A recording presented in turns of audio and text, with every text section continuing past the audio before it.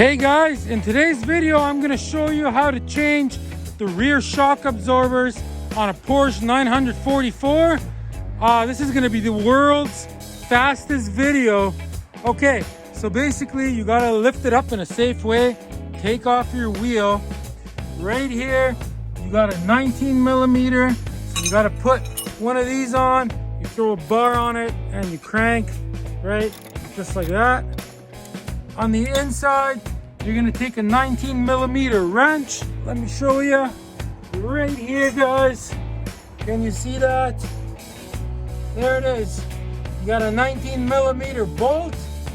And then down here, you got a 22 millimeter bolt. I got a socket on it. You just unscrew that.